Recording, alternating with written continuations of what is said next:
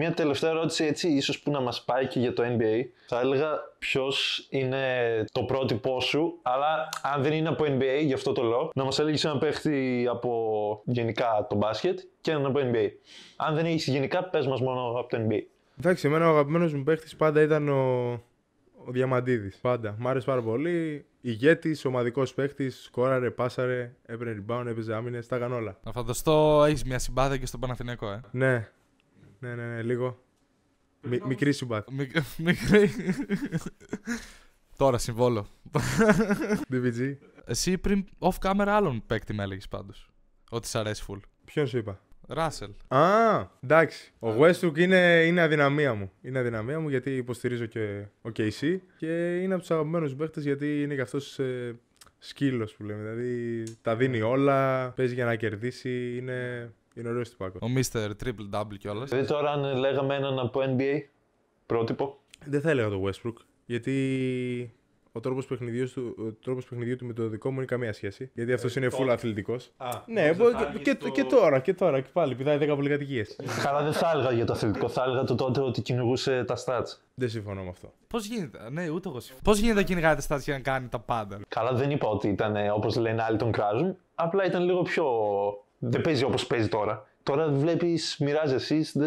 Ναι, εντάξει, μπορεί να μην πηγαίνει τόσο δυναμικά στις φάσεις, αλλά έχει και διαφορετικό ρόλο τώρα. Τότε ο ρόλος του ήταν να τα κάνει όλα με την ομάδα που είχε, όταν έφυγε ο KD. Τώρα ο ρόλος του είναι παγκίτης. Ναι, όμως εκεί βλέπεις πόσο παίχτης ομάδας είναι και πόσο unselfish. Γιατί Ναι, ισχύει. το είπα από μόνος του ότι ξέρεις τι, άμα χρειαστεί, θα κάτσω εγώ στον πάγκο. Ναι, Άμα βοηθήσει την ομάδα αυτό για να κερδίσει και να προχωρήσει, θα κάτσω εγώ στον πάγκο.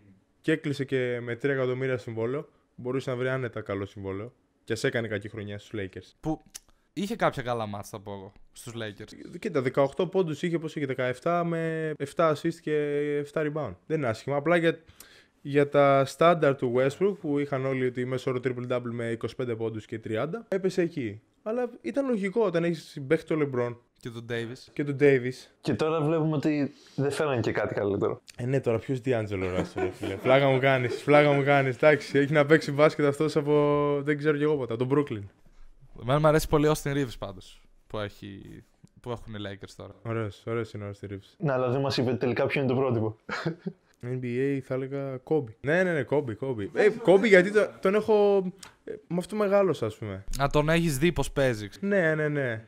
Jordan όμως προτιμάς. Jordan είναι ο GOAT, αλλά σχεδόν ίδιοι είναι ο Kobe και ο Jordan. Εγώ θα πω. Ναι, μοιάζει το στυλ του, όντως. Γενικά μ' άρεσε στο Kobe μ' άρεσε πάρα πολύ το work ethic που είχε, ρε φίλε. Δηλαδή. Ναι, ακραίο work ethic. Δεν ξέρω αν έχεις δει την ταινία, το έλεγα και στον Άλεξ τις προάλλες, με την ομάδα της Αμερικής που είχαν χτίσει στην Κίνα, στους Ολυμπιακούς Αγώνες. Τη Redeem Team.